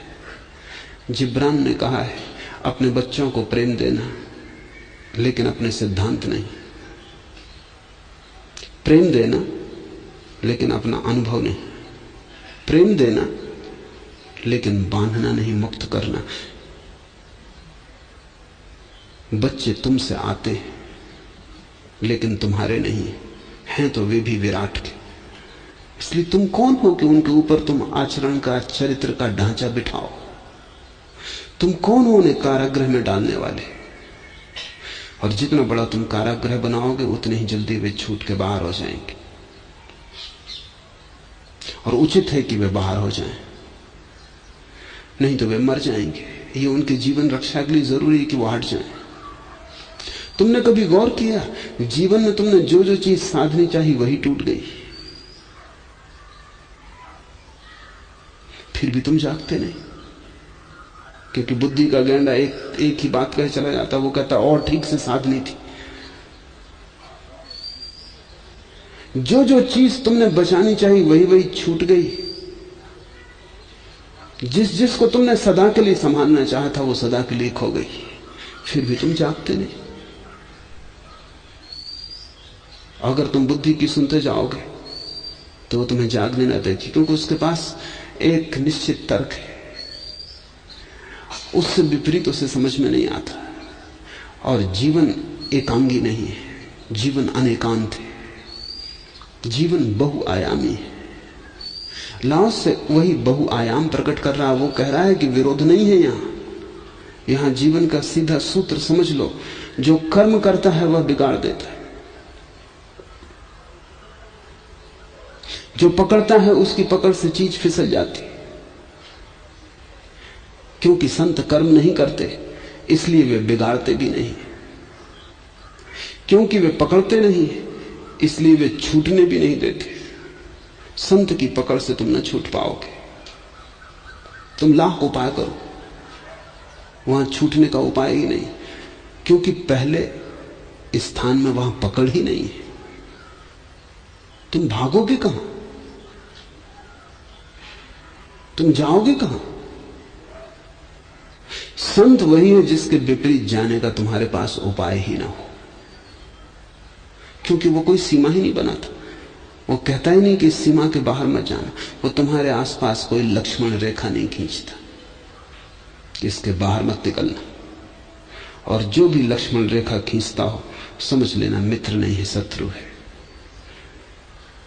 क्योंकि अंततः संत तुम्हें स्वतंत्र करना चाहेगा। तुम्हारी स्वतंत्रता ही परम लक्ष्य है। तो तुम्हें इस तरह का प्रेम देगा जिसमें पकड़ना हो। तुम दूर जाना चाहोगे तो तुम्हें साथ देगा कि जाओ। तुम्हें पूरा सहयोग देगा दूर जाने में भी, और तब तुम उससे दूर न जा सकोगे। कैसे जाओगे दूर? कहां जाओगे? ऐसी कोई भी दूरी नहीं है जहां तुम उसे साथ न पाओगे, क्योंकि वो दूर जाने में तुम्हें साथ देगा। अगर मां और बाप इस राज को समझ लें कि बेटे को दूर जाने देने में साथ दें, तो सदा बेटा पास रहेगा, क्योंकि जहां भी रहेगा पास रहेगा। लेकिन मां बाप बुद्धि को सुनते, लक्ष्मण रेखा खींचते, हर जगह निषेध खड़ा करते, बागुड़ लगाते कि कहीं बाहर मत चले जाना, और तब एक दिन वो अचानक पाते कि घोंसला खाली पड़ा है, पक्षी उड़ चुके। तब वे रोते। मैं अनेक लोगों को उनकी वृद्धावस्था में एक ही रोग से पीड़ित देखता हूं। वो रोग है कि उनके बच्चों ने उन्हें छोड़ दिया। तुमने पकड़ा क्यों? नहीं तो वे तुम्हें छोड़ते कैसे? तुमने पकड़ा इसलिए ही छोड़ दिया। लेकिन बुद्धि कहती पकड़ में कमी रह गई और ठीक से पकड़ना था। पहले ही कहा था कि अच्छी तरह पकड़ो नहीं तो छूट जाएंगे। तब तुम पछताते हो और रोते हो। और ये बुद्धि का जाल जन्मों जन्मों से चल रहा है और इसके दुष्ट चक्र के तुम बाहर नहीं आ पाते। संत कर्म नहीं करते इसलिए वे बिगाड़ते भी नहीं। संत बिगाड़ ही नहीं सकता क्योंकि संत सुधारता नहीं। तुम्हारी सभी धारणाएं लाओसे के संत को समझने में बाधा बनेंगी, क्योंकि तुम सोचते हो संत वही है जो सुधारता है, संत वही है जो सारे संसार के उद्धार के लिए पैदा हुआ है। इससे ज्यादा झूठी कोई बात नहीं। संत किसी का उद्धार नहीं करना चाहता। उद्धार करने वाले ही तो उपद्रव खड़ा कर देते। संत तो तुम जो भी होना चाहते हो उसमें तुम्हें साथ देता है। ऐसा हुआ कोई 2 सप्ताह पहले एक वृद्ध सांझ को मुझे मिलने आए थे और एक युवक ने पूछा कि मैं शादी करना चाहता हूं, आप क्या कहते? मैंने कहा जरूर करो। और मैंने उसे कैसे वो लड़की चुने, क्या करे, सब बताया। वो वृद्ध तो बड़े बेचैन हो गए। उन्होंने कहा कि मेरी समझ के बाहर है। संत तो मनुष्यों को वासना से उठाने के लिए, और इस युवक को आप क्यों भटका रहे? इसको सचेत करें कि शादी करना ठीक नहीं। और जब वो पूछने आपसे आया है और निर्णय आप पे छोड़ रहा है तो आप उसे ऐसी बात क्यों कह रहे हैं? कि वो मुझसे पूछने ही इसलिए आया है क्योंकि अगर वो शादी न करना चाहता तो मुझसे पूछने का कोई सवाल ही ना था। वो पूछने इसलिए आया है। और अगर मैं कहूं मत कर तो मैं उसे करने के लिए और भी आकर्षित करूंगा।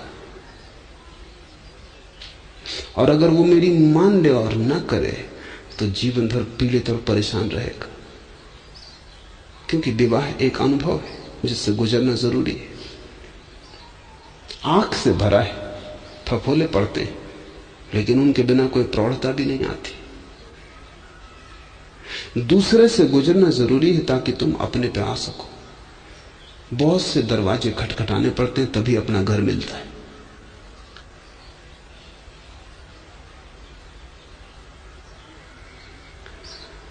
और ये अभी बूढ़ा नहीं है, आप बूढ़े हैं। आप उस अनुभव से गुजर चुके हैं। आपको उसकी जलन याद है।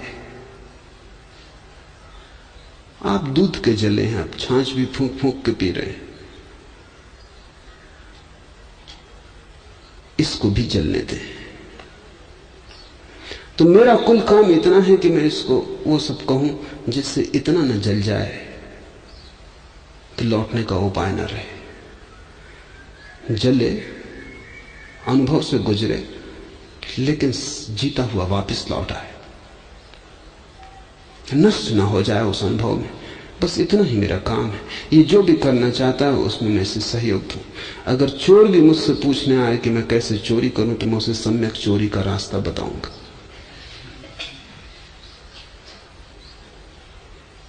ऐसी चोरी का रास्ता कि वो करे भी और खो भी ना जाए, और एक दिन चोरी कर करके ही अचोर हो जाए, एक दिन चोरी के अनुभव से ही ऊपर उठे। कमल कीचड़ से ऊपर उठता है, अचोरी चोरी से ऊपर उठता है। ब्रह्मचर्य का फूल काम वासना की कीचड़ में ही खिलता है, और जो कीचड़ से ही वंचित हो गया उसमें फिर फूल कभी ना खिल सकेगा।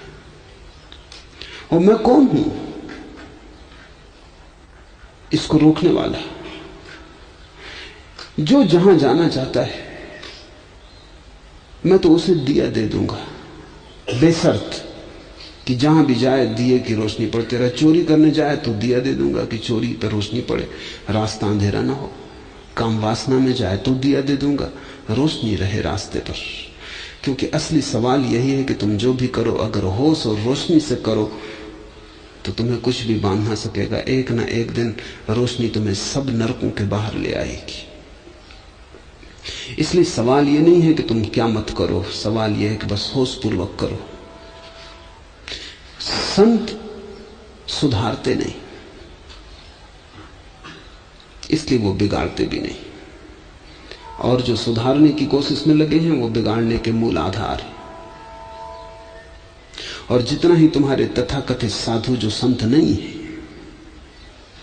जो खुद भी किसी दूसरे के द्वारा सुधारे गए यानी गहरे में बिगाड़े गए, जो खुद अपने अनुभव से तिरे नहीं हैं, फूल नहीं बने, जो उधार है, जो किसी सुधारक के चक्कर में पड़ गए और किसी ने जिन्हें सुधार कर रख दिया है, बस ऊपर ऊपर उनका सुधारापन है, भीतर भीतर सब कचरा इकट्ठा है। ये लोग दूसरों को सुधारने में लगे। एक बात ध्यान रखना, जिस बीमारी से तुम परेशान होते हो तुम उसे फैलाने में लगते हो, संक्रामक हो जाती। इन्होंने काम वासना को दबा लिया, इन्होंने ब्रह्मचर्य की कसम ले ली, ये पूंछ कटा बैठे। अभी तुम्हारी पूंछ पे इनकी नजर है, और जब तक तुम्हारी ना काट दें तब तक इनको चैन नहीं है। क्योंकि तुम्हारी भी पूंछ कट जाए तो तुम भी इन्हीं के पूंछ कटे समाज के हिस्से हो जाते हो, फिर तुम भी दूसरों की काटने में लग जाओगे। तुमने उस लोमड़ी की कहानी पढ़ी ना जो पूंछ कटा बैठी थी? किसी गुरु के चक्कर में पड़ गई। गुरु तो सभी जगह है, मनुष्यों में भी हैं, लोमड़ियों में भी हैं।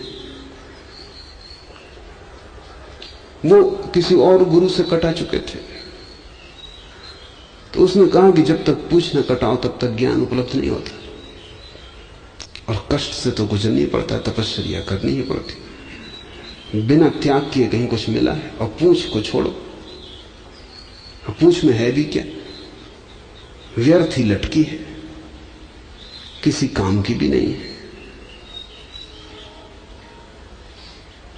और हम देखो इसी को कटा के ज्ञान को उपलब्ध हुए, हमारे गुरु भी इसी को कटा के ज्ञान को उपलब्ध हुए थे, और ऐसा सदा से चला है। बातों में पड़ गई लोमड़ी, पूंछ कटा बैठी।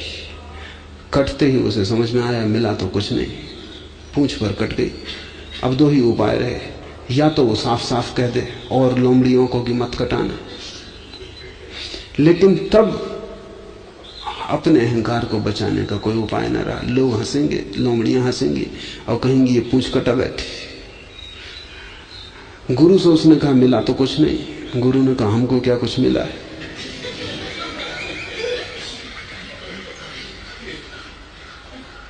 मगर अब किसी से कहने में कोई सार नहीं। अब तुम भी लोगों को समझाओ कि कटाओ पूंछ।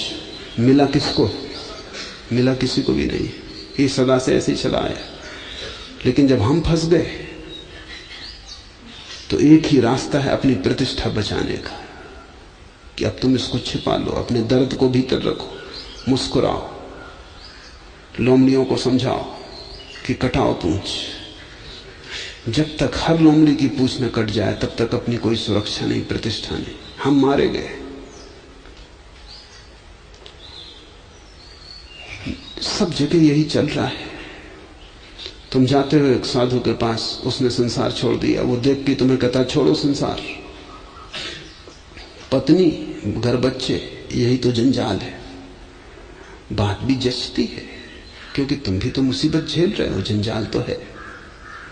और यह आदमी शांत बैठा है, तुम्हें पता नहीं कि इनकी पूंछ कट गई, और यह आदमी भीतर बड़ा परेशान है। इसके मन में गृहस्थी के ही विचार उठते हैं। ये बार बार स्त्री के संबंध में सोचता है, बार बार अपने को समझाता है कि अब ठीक नहीं, प्रतिष्ठा के विपरीत है, पीछे लौटना। लोग हंसेंगे, जग हंसाई होगी, लोग कहेंगे भ्रष्ट हो गए। तुम मौका भी नहीं देते कि कोई आदमी की पूंछ कट जाए और वो वापस आए तो तुम उसे स्वीकार भी ना करोगे।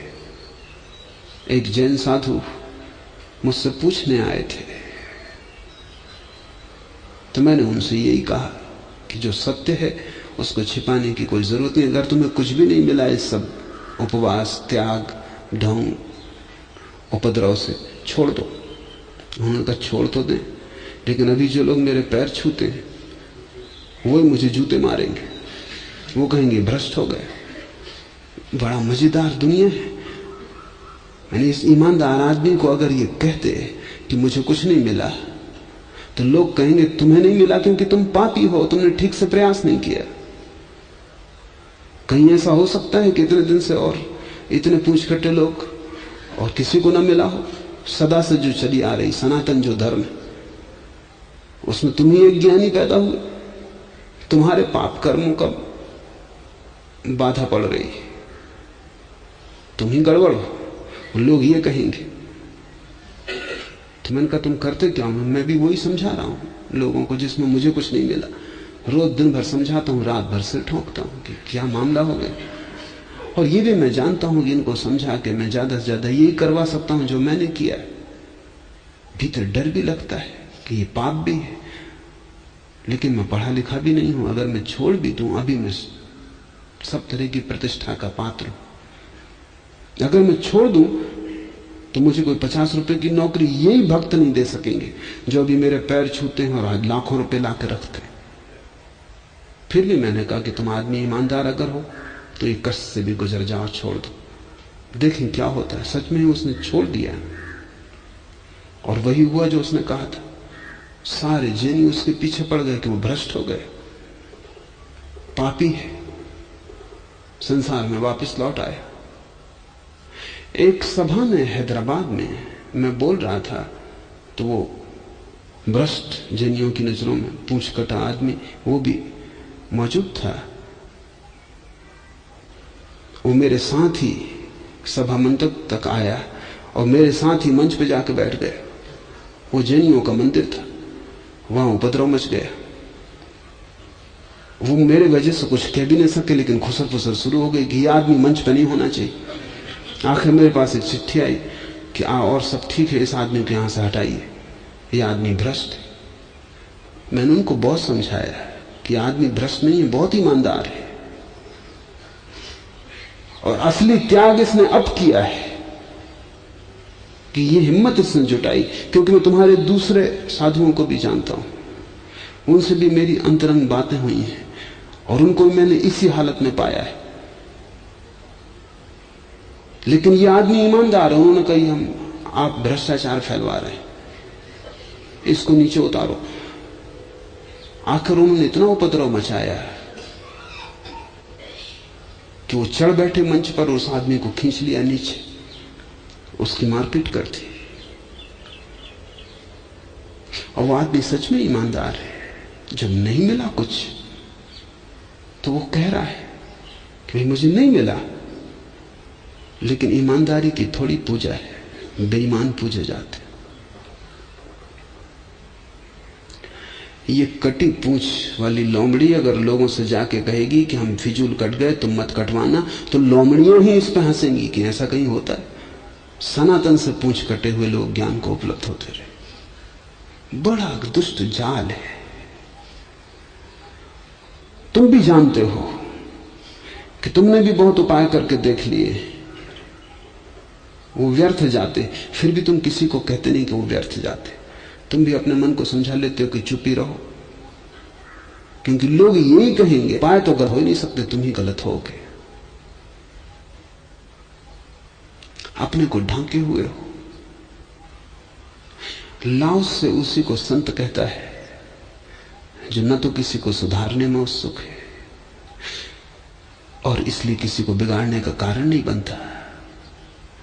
संत की तो भावदशा यह है कि जो हो रहा है उसे वो और सुगमता से होने के लिए तुम्हें मार्ग दे और तुम्हें सहयोग दे कि ठीक है, तुम पश्चिम जा रहे हो, जाओ, मेरे आशीर्वाद।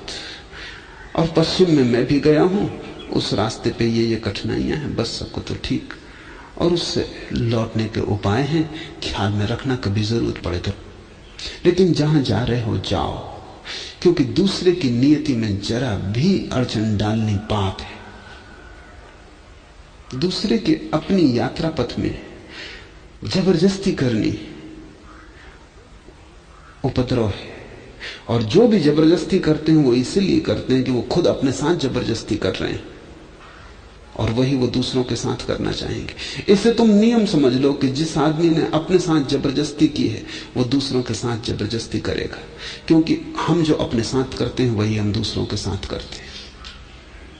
और जिस आदमी ने अपने साथ कोई जबरदस्ती नहीं की, जिसने स्वाभाविक रूप से सरलता से सत्य की प्रतीति की है, जो उपलब्ध हुआ है, वो किसी के साथ जबरदस्ती नहीं करता। और असहज कहीं कोई समाधि होती, सहज ही समाधि है। संत तुम्हारे साथ कोई जबरदस्ती नहीं करता। ये बड़ा कठिन है हमें समझना, क्योंकि संत की हमारी धारणा यही है कि वो हमें सुधारता है, उसके पास जाओ तो वो सुधारेगा, जब सुधरना हो तो उसके पास जाओ। वो जैसे कोई चिकित्सक है, जब तुम बीमार हुए तब जाओ, वो तुम्हारा इलाज करेगा। नहीं, संत का होना सिर्फ एक ही अर्थ रखता है, और वो अर्थ ये है कि जैसा सरल वो हो गया है वैसा ही सरल होने की तुम्हें भी वो सुविधा जुटाते। सरलता का अर्थ है कर्म नहीं, साक्षी, कर्ता नहीं, दृष्टा। मनुष्य के कारोबार अक्सर पूरे होने के करीब आकर बिगड़ते। आरंभ की तरह ही अंत में भी सचेत रहने से असफलता से बचा जा सकता है। इसलिए संत सिर्फ एक ही सूत्र देते हैं, दिया देते हैं कि तुम सचेत रहो। तुम जहां भी जाओ, तुम जो भी करो, सचेत रहो। बुरा करने का मन है, करो, क्योंकि तुम कर क्या सकते हो। अब इस मन आज नहीं कल फूटेगी। तुम करो, लेकिन सचेत होकर करो। और बड़ी अद्भुत कीमिया है सचेत होने की, क्योंकि जैसे ही तुम सचेत होते हो बुराई अपने आप कम होती जाती। सचेत रह के कभी कोई बुरा कर सका है? सब बुराई बेहोशी में होती है। सब बुराई एक तरह का पागलपन है।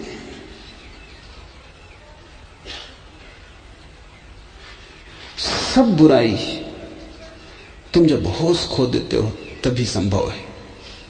इसलिए एक ही सद्गुण संत देते हैं कि तुम जागे रहो, तुम होश पूर्वक करो। तुम जो भी करो, काम वासना में जाओ तो होश पूर्वक जाओ, उसे भी ध्यान बनाओगे। और वो पार होना अलग होगा, वो दमन न होगा, वो अनुभव से पार होना होगा। वो अतिक्रमण अद्भुत है।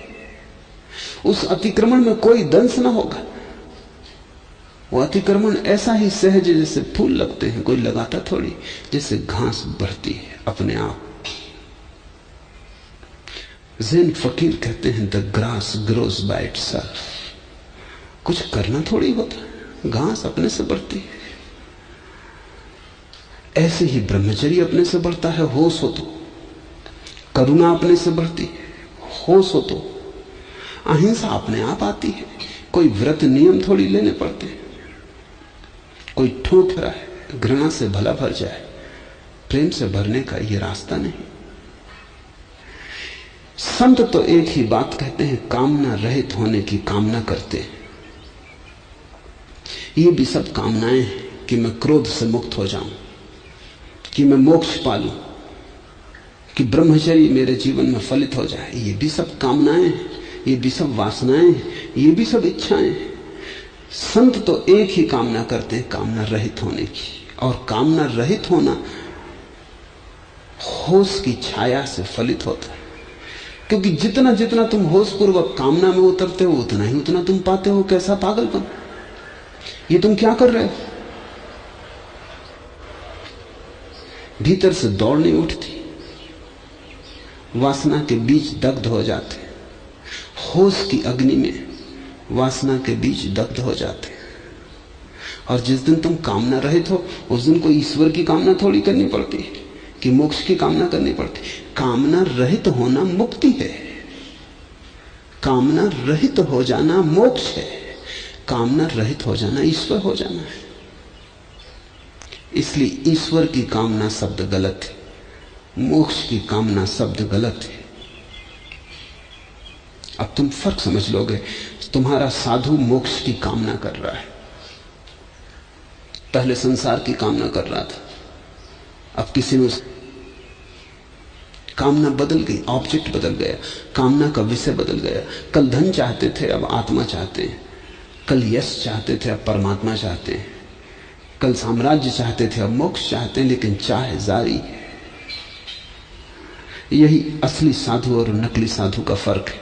चाह जारी है, धार्मिक रंग हो गया चाह पर, लेकिन चाह जारी। ये झूठा साधु है, ये जीवन से साधुता को उपलब्ध नहीं हुआ, ये किसी का उपदेश सुन के साधु हो गया है। किसी ने इसका सिर मूंड दिया, ये अपने अनुभव से नहीं आया, ये किसी की बात में पड़ गए। और सब तरफ जैसे बाजार में सेल्समैन है जो चीजें बेचने की कला जानते हैं, वैसे ही मंदिरों, मस्जिदों, चर्चों में भी सेल्समैन बैठे। उनका नाम पुरोहित, पंडित, पुजारी, तुम जो चाहो कहो। वो भी वहां धर्म बेच रहे हैं। दुकानें हैं जहां संसार बिकता है, दुकानें हैं जहां धर्म बिकता है। और तुम संसार की दुकानों में भी लूटे जाते हो और धर्म की दुकानों में भी लूटे जाते हो। मैंने सुना है कि दो सेल्समैन आपस में बात कर रहे थे। एक ने कहा आज मैंने गजब कर दिया। एक आदमी को जमीन बेची थी कि जा दी, पढ़ा दिया पाठ, जमीन तो उसने खरीद ली, लेकिन 2 दिन बाद संयोग की बात वर्षा हो गई और वो पूरा गड्ढा पानी से भर गया। वो मेरे पास चिल्लाता चीखता आया कि इस जमीन का क्या करेंगे, इसमें तो 8 फीट पानी भरा है, तो झील हो गई, इसमें कोई मकान बन सकता है कि खेती बाड़ी हो सकती है, क्या कुछ भी हो सकता। तो मैंने उसे एक मोटर बोट भी बेच दी। दूसरे ने कहा ये कुछ भी नहीं।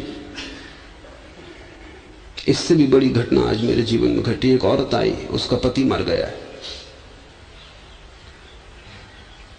तो मरते वक्त ड्रेस पहनानी पड़ती खास तरह की। उसको मरघट पहुंचाने के लिए एक पोशाक की जरूरत है, मैंने 2 बेच दी। और उसको जज गई बात की, तो बात ठीक है कि एक ही ड्रेस सदा पहने रहना, तो दूसरी ड्रेस भी ताबूत में साथ रख दी। बाजार में लूट है, वहां दुकानदार तुम्हें चीजें बेच रहे हैं। मंदिरों में लूट है, वहां भी दुकानदार तुम्हें परलोक की चीजें बेच रहे हैं। संत तुम्हारी वासना को एक दिशा से दूसरी दिशा में नहीं लगाता। संत तो कहता है कि सभी वासनाएं एक सी हैं। वासना का स्वभाव एक सा ही जाल है। कामना का अर्थ है कि तुम जो हो उससे तृप्त नहीं, कुछ और चाहते हो। संत तो तुम्हें तुम जो हो उससे तृप्त होना सिखाते। वो परितोष, वो कंटेंटमेंट कि तुम जो हो ठीक हो, तुम अपने होने से राजी हो। ऐसा ही क्षण कामना रहित क्षण है, और उसी कामना रहितता में मोक्ष का फूल खिलता है। उसी कामना रहितता में तुम अपने ईश्वरत्व को अनुभव करते हो। उसी कामना रहितता में जीवन की आखिरी घटना घट जाती है। जो न घटे तो तुम रोते रहोगे, दुकानें बदलोगे, मंदिर बदलोगे, इस चर्च से उस चर्च में जाओगे, ये सब फैलाओ। संत कामना रहित होने की कामना करते हैं और कठिनता से प्राप्त होने वाली चीजों को मूल्य नहीं देते। लेकिन तुम जिन साधुओं को जानते हो वो सब कठिनता से प्राप्त होने वाली चीजों को मूल्य देते। वो कहते हैं तप करो, तपस्या करो, ये बड़ी कठिन है, उपवास करो, भूखे मरो, ये बड़ी कठिन है, क्योंकि कोई मोक्ष सस्ता थोड़ी है, बहुत महंगी चीज है। अपना सब कुछ नष्ट करो तब मिलेगा। संत कठिनता से प्राप्त होने वाली चीजों को मूल्य ही नहीं देते, क्योंकि वो कहते हैं कठिनता से जो कोहिनूर की कीमत है, क्योंकि वो अकेला है, उसको पाना कठिन है। कोहिनूर अगर सब तरफ पड़े हों कंकड़ पत्थरों की तरह, गांव गांव राह राह, कौन फिक्र करेगा?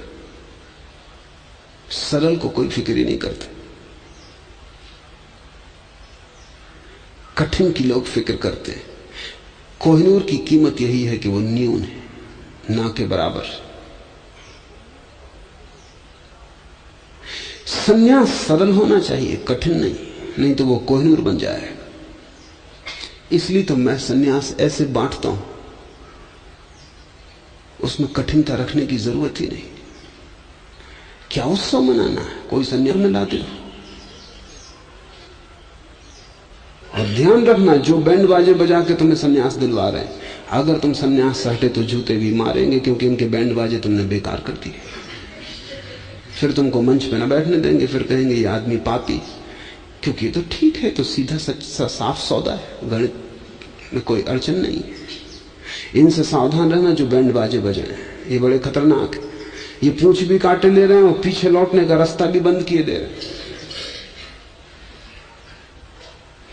संन्यास तो सरल बात है, भावदशा है, इसमें कोई बैंड बाजे की जरूरत है। लोग मुझसे पूछते हैं आप ऐसे दीक्षा दे देते, कोई समारोह नहीं। समारोह में जो दीक्षा में आता है, इसमें क्या समारोह, किसको बताना है?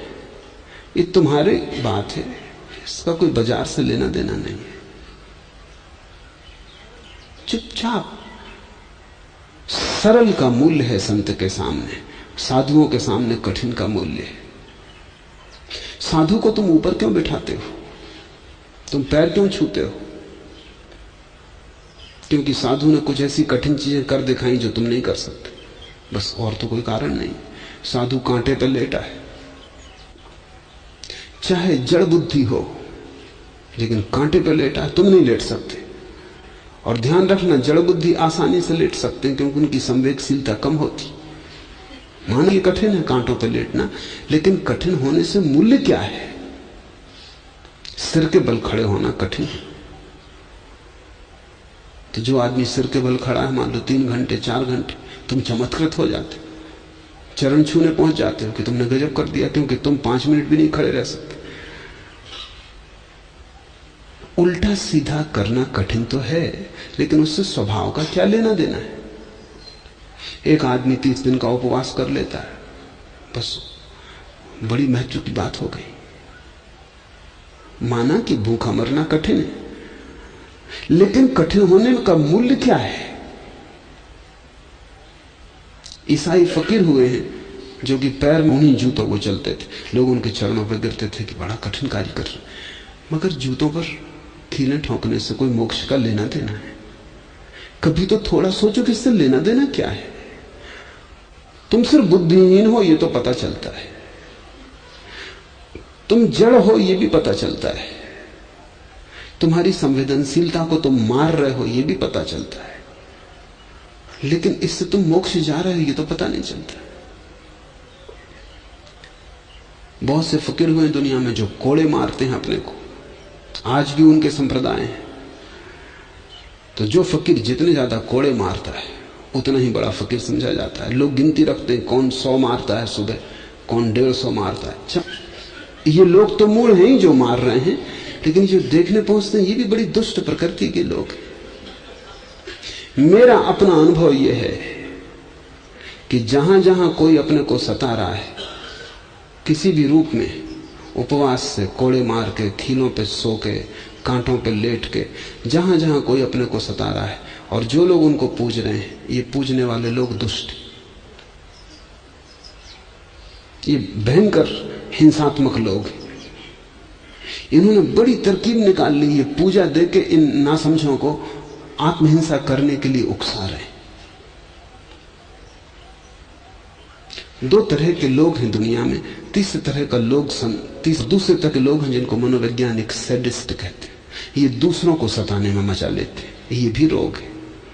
और तीसरे तरह का आदमी संत है, ना तो खुद को सताता ना किसी दूसरे को सताता। सताने में उसका कोई रस ही नहीं, सताना भी कोई बात है जो सीधा सरल है।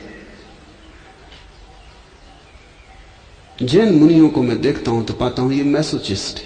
अगर ये पश्चिम में है तो इनका इलाज हो, पूरब में इनको पूजा मिल रही है।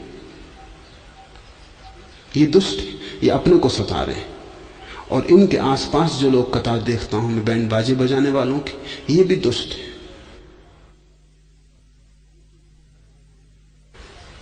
ये इनके सताए जाने में मजा ले रहे हैं, ये रस ले रहे हैं कि धन्यवाद कि आपने 30 दिन का उपवास किया। इसमें धन्यवाद क्या है? इस आदमी ने अपने को सताया, इस आदमी ने शरीर के साथ दुष्टता की, इसने शरीर के रोए रोए को तड़फाया। और ये तड़फाना आसान हो जाता है अगर पूजा मिल रही हो। आदमी का अहंकार ऐसा है कि तुम उससे कोई भी मूर्खता करवा सकते हो अगर पूजा मिले। अगर तुम पूजने लगो उस आदमी को जो नाक कटाएगा, तुम पाओगे कई नाक कटाने वाले तैयार हो गए, क्योंकि पूजा मिलती हो नाक कटाने से। तुम पूजा देने को राजी हो जाओ और कोई न कोई तत्क्षण वही काम। एवरेस्ट पे चढ़ने का मजा यही है कि कोई दूसरा नहीं चढ़ पाया और मैं चढ़ के बता दिया। हिलेरी को कौन सा मजा मिला? यही मजा मिला कि मनुष्य जाति में मैं पहला हूं जो एवरेस्ट पे चढ़ गया। एक अहंकार की तृप्ति हुई। किसी ने हिलेरी से पूछा कि आखिर एवरेस्ट पे चढ़ने का इतना आकर्षण क्या है, फायदा क्या है, वहां पहुंच के होगा क्या? हिलेरी भी कुछ किया नहीं, पहुंच के वापस लौट आया। करने को वहां कुछ है भी नहीं। हिलेरी ने कहा ये सवाल ही नहीं। जब तक एवरेस्ट, जब तक मनुष्य को चुनौती थी, उसे पार करना ही होगा। बात तो ऐसी आशा नहीं है। उसने कहा मैं क्या करूं, उसका मुंह खुला था। तुम्हारे एवरेस्ट और चांद पर पहुंचने वाले लोग बस इतनी ही बुद्धि के। चांद है इसलिए पहुंचना पड़ेगा, अब इसमें कोई बस ही नहीं। एक अदम्य आकर्षण है, जो किसी ने नहीं किया वो मैं करके दिखा दूं। कठिन में अहंकार को तृप्ति है, सरल में अहंकार कभी उत्सुक नहीं होता। ज़ेन फकीर बोकोजू ने कहा है, कोई ने पूछा कि क्या हुआ तुम्हारे निर्वाण से, तो उसने कहा क्या हुआ, लकड़ी काटता हूं, आश्रम में लाता हूं, पानी भरता हूं, कोई आकर्षण हो। लकड़ी काटना, पानी भरना, ऐसी सरल बात निर्वाण में बस यही हुआ। लेकिन तुम चूक जाओगे। ये बोकोजू संत है जिसकी चर्चा लाओस से कर रहा है। ये कह रहा है जीवन सरल हो गया। भूख लगती है रोटी बनाते हैं, ठंड लगती है जंगल से लकड़ी काट लाते हैं, प्यास लगती है कुएं से पानी भरते हैं। ऐसा सरल हो गया। अब कोई जटिलता न रही। लेकिन कुएं से पानी भरने में कौन पूजा देगा? सभी लोग भर रहे हैं, तुम कहोगे इसमें क्या सार है? लकड़ी सभी काट रहे हैं, इसमें क्या सार है? फिर संसारी और इस बोकोजू में फर्क क्या है? फर्क बड़ा गहरा है। ये छोटे मोटे काम तुम जैसे बड़े आदमी को शोभा नहीं देते। बैठे हैं, कपड़ा सी रहे हैं या कपड़ा बुन रहे हैं, तुम जैसा बड़ा आदमी और ऐसे छोटे छोटे काम में लगा है, लकड़ी काटे, पानी भरे, तुम्हें शोभा नहीं देते। तुम्हें तो शोभा देता है बनारस में कांटों की सेज पे लेटे। तुम्हें कुछ विशिष्ट होना तुम्हारा आकर्षण है। एक दूसरे ज़ेन फकीर दोजो से किसी ने पूछा कि तुम करते क्या हो अब जबकि तुम ज्ञान को उपलब्ध हो गए? उसने कहा जब नींद आती सो जाता, जब प्यास लगती पानी पी लेते, और तो कुछ करने को है नहीं। ये मूल के इंद्रधनुष पर जीते। तुम्हारे मूल्य का इंद्रधनुष से इनका कोई संबंध नहीं। तुम्हारे मूल्य की पटरी से इनका कोई लेना देना नहीं। तुम उनको पहचान ही ना पाओगे। सच्चा संत तुम्हें रास्ते पे मिले तो पहले तो तुम्हें दिखाई ही ना पड़ेगा। दिखाई भी पड़ जाए तो तुम पहचान ना सकोगे। कोई तुम्हें कह भी दे तो तुम भरोसा न ला सकोगे, क्योंकि इसमें कुछ खास तो दिखाई नहीं पड़ता। खास का संतत्व से कुछ संबंध नहीं है। अति साधारण हो रहने में ही संतत्व की असाधारणता है। कठिनता से प्राप्त होने वाले चीजों को संत मूल्य नहीं देते, वह वही सीखते हैं जो माता पिता गुरुजनों ने। तुम जो तुम्हें सिखाया गया है उसे हटाओ, और जो तुम्हारे भीतर अनसीखा है, जो तुम लाए थे जन्म के साथ, उसे उघाड़ो। वो अनसीखा ही सीखने योग्य है, क्योंकि वही तुम्हारी आत्मा है, वही तुम्हारा स्वभाव है। वो वही सीखते हैं जो अनसीखा हो। वो स्वभाव को सीखते हैं। संस्कृति से उनका कोई लेना देना नहीं। संस्कृति दूसरों की सिखाई हुई है। नैतिकता से उनका कोई लेना देना नहीं, दूसरों की सिखाई हुई है। अच्छे बुरे से उनका कोई लेना देना नहीं, दूसरों के सिखाए हुए। वे तो उसी को सीखने की कोशिश करते हैं जिसे वो लेती पैदा होती। वो बासा है, उधार है, दूसरों की आज्ञाओं का पालन है, वो दूसरों के द्वारा चलाए जाना है। नहीं, वो अपने स्वभाव में जीना चाहते हैं, स्वभाव को पहचानते हैं और उसी में डूब रहते हैं। उसी स्वभाव में वो उठते हैं, बैठते हैं, उसी स्वभाव में वो चलते हैं, उसी स्वभाव में बोलते हैं, मौन होते हैं। लेकिन एक चीज से वो जुड़े रहते हैं जो उनके भीतर अनसीखा है, अनलर्न्ड, जिसको किसी ने उन्हें सिखाया नहीं। सिखाए से बचना वही तुम्हारा ज्ञान बन गया है। असली ज्ञान अनसिखाए में छिपा है, और जिस दिन उस अनसिखाए का लोग बताते हैं वो तुम मानते हो, लोग जो समझाते हैं वही तुम्हारी समझ है। तुमने अपना चेहरा खो दिया है, तुमने अपना स्वभाव स्वरूप खो दिया है, तुम समाज की भीड़ में दब गए हो। जो समुदाय ने खो दिया है उसे पाने की चेष्टा ही धर्म है। इसलिए धर्म कोई सामाजिक घटना नहीं है। लोग धर्म को भी सामाजिक घटना बना लिए। लोग चर्च जाते हैं रविवार को क्योंकि सामाजिक बात है, न जाएं तो समाज में चर्चा होती, एक औपचारिकता है, निभाना है, चले जाते हैं। लोग मंदिर चले जाते हैं, पूजा कर लेते हैं, क्योंकि समाज वास्तविक धर्म का कोई नाम नहीं है। और वास्तविक धर्म एक ही है, वो है अपने स्वभाव में जीना। धर्म का अर्थ ही स्वभाव है। इसलिए धर्म संस्कृति का अतिक्रमण कर जाता है, वो पार है। वे उसे ही पुनः स्थापित करते हैं जिसे समुदाय ने खो दिया है। वे अपने बालपन को पुनः पाने की कोशिश करते हैं जिसे समाज ने छिपा दिया है, ढांक दिया है। वे फिर से निर्दोष बच्चे की भांति होने के प्रयास में संलग्न हो जाते हैं। एक बच्चे को देखो, अभी उसके लिए कोई आदर्श नहीं है। अभी वो हंसता है तो हंसता है, रोता है तो वो स्वभाव में। इसलिए तो सारे बच्चे प्यारे और सुंदर होते हैं। स्वभाव का सौंदर्य अनुपम है। लेकिन बच्चे भी फीके हैं एक संत के सामने, क्योंकि बच्चों का स्वभाव टूटेगा, संस्कृति आएगी, समाज हावी होगा। बच्चे अज्ञान में निर्दोष हैं, उनका अज्ञान ज्यादा देर न टिकेगा। ज्ञान चारों तरफ से भेजा जा रहा है और उसकी भी जरूरत है, नहीं तो बच्चा कभी समाज का अंग ना हो सकेगा। बच्चा फिर कुछ सीख ही ना सकेगा, फिर समाज के अनुभव से वंचित रह जाएगा, जो कि जरूरी है। अपने को खोना जरूरी है, ताकि तुम जब तक की गरिमा, अहोभाव खोना जरूरी है पाने के लिए। वो पाने की प्रक्रिया है। लेकिन बहुत से लोग खो के ही मर जाते हैं बिना पुनः पाए। बच्चे की तरह पैदा हो, संत की तरह मरो, तुम्हारा जीवन वर्तुल पूरा हो गया। बच्चे की तरह पैदा हो, संत की तरह मरो, इसका अर्थ हुआ कि बच्चे में जो निर्दोषता थी अज्ञान में, उसे तुम ज्ञानपूर्वक, अनुभवपूर्वक जीवन की सारी स्थितियों से गुजर के, प्रौढ़ता को पाके पुनः उपलब्ध कर लो। फिर से तुम बच्चे हो जाओ। और जब कभी कोई बूढ़ा पुनः बच्चे की तरह निर्दोष हो जाता है, तब उसके सौंदर्य का क्या कहना। वे किसी दूसरे ही लोक की खबर देते, वे होने के किसी नए ढंग की खबर देते। वो ढंग अनसीखा, वो ढंग स्वभाव का। यह कि प्रकृति के क्रम में वे सहायक तो होते हैं, लेकिन उसमें हस्तक्षेप करने की धृष्टता नहीं करते। संत सहायक होते हैं प्रकृति के क्रम में। तुम जो होना चाहते हो, तुम जहां जाना चाहते हो, तुम्हारी नियति तुम्हें जहां खींचे लिए जाती है, संत उसमें साथ देते हैं, सहारा देते हैं, सहयोग देते हैं। वे तुम्हारे होने में सहयोग देते हैं।